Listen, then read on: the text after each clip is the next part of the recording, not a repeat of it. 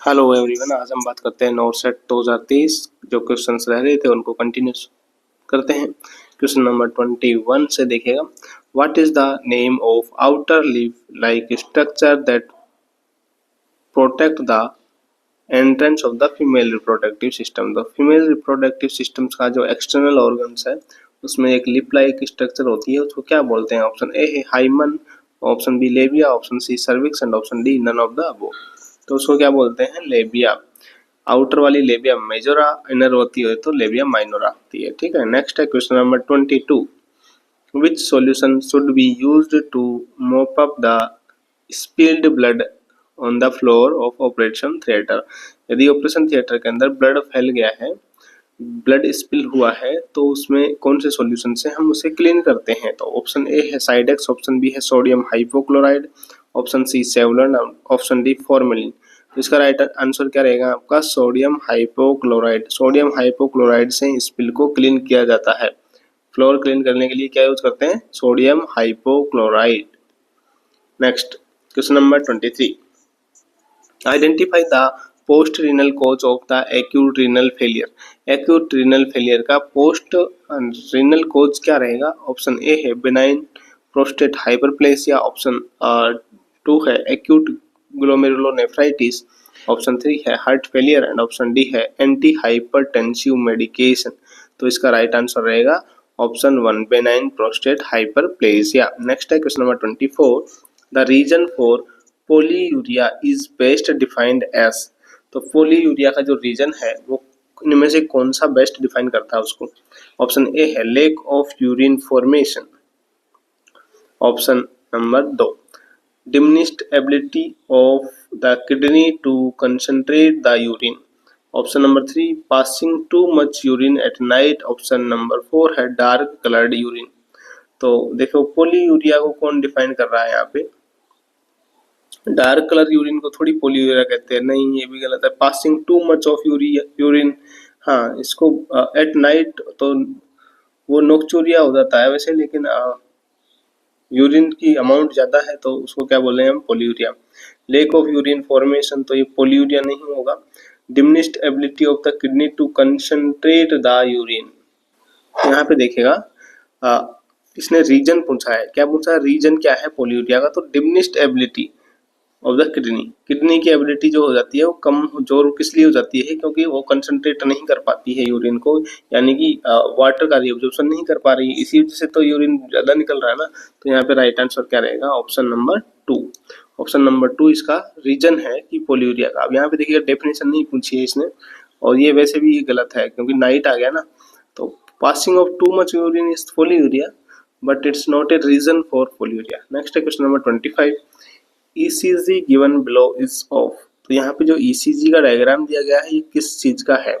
Option A है atrial fibrillation, option number 2 है atrial Flutter and option number 3 है sinus tachycardia and PSVT। देखिए ये क्वेश्चन ECG का बहुत बार आता है। तो यहाँ पे देखिएगा जो ये डायग्राम दिखा रखा है ये है एट्रियल फिब्रिलेशन का। ये किसका है? एट्रियल फिब्रिलेशन का। देखिएगा ये नीचे देखिएगा आप इसको, एट्रियल फिब्रिलेशन के अंदर फिब्रिलेटरी वेव्स मिलेंगी आपको। ठीक, क्वेश्चन यहाँ से भी आ सकता है कि fibrillatory waves are seen in which type of ECG changes. तो एट्रियल फिब्रिलेशन में एक क्वेश्चन पहले भी आया था कि saw toothed pattern of wave मिल रहा है।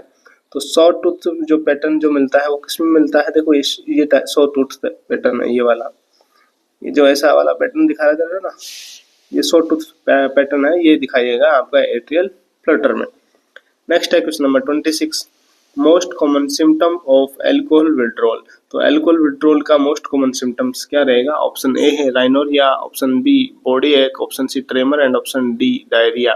तो इसका राइट आंसर क्या रहेगा आपका? Tremor.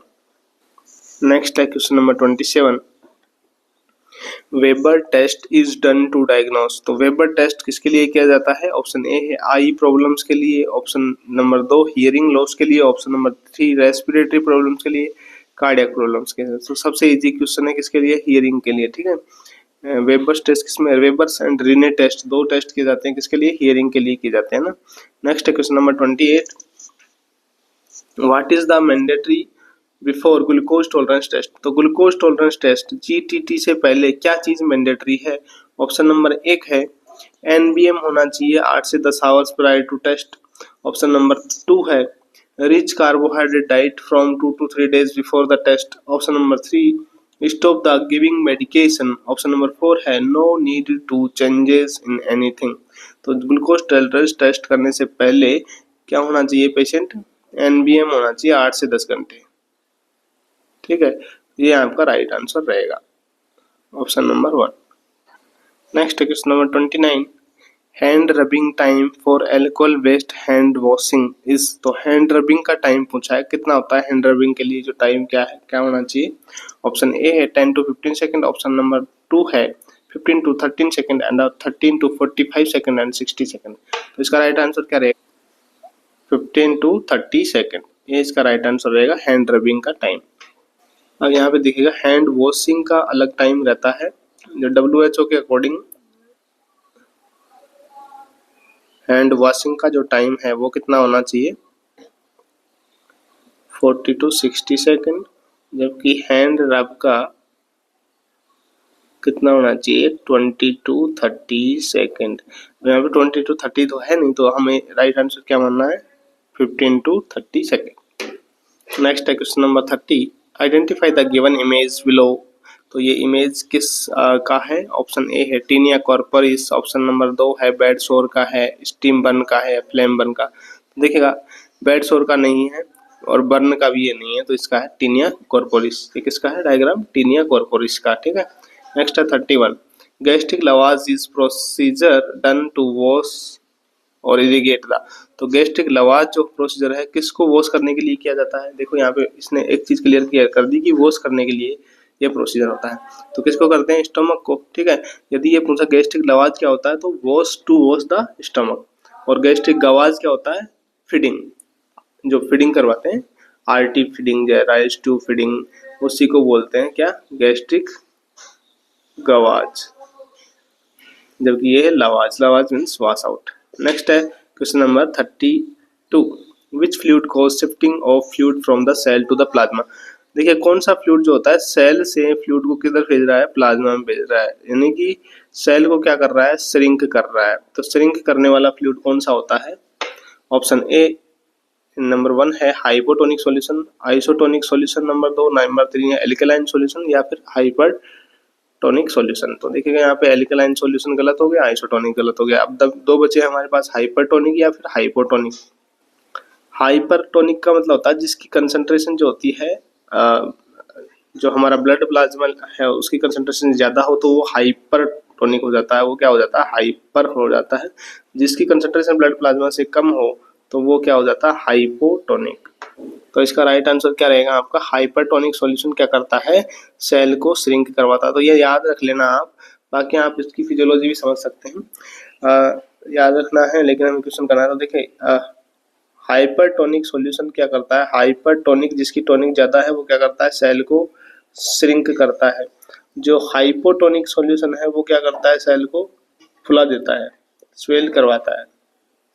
Next question number 33 what are the benefits of the KMC kangaroo mother care का क्या बेनिफिट है? देखिएगा ऑप्शन ए है it maintain temperature. Option number 2 it is helpful in the breast feeding. Option number 3 it increase the affinity between mother and baby.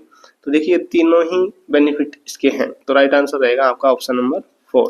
Next question number 34 Widal test is done in the diagnosis of. तो Widal test जो है वो किसके diagnosis के लिए किया जा रहा है? ऑप्शन नंबर 1 है रूमेटिक फीवर के लिए, option number 2 high fever, option number 3 enteric fever and option number 4 है डेंगू के लिए। तो इसका राइट आंसर है एंटेरिक फीवर।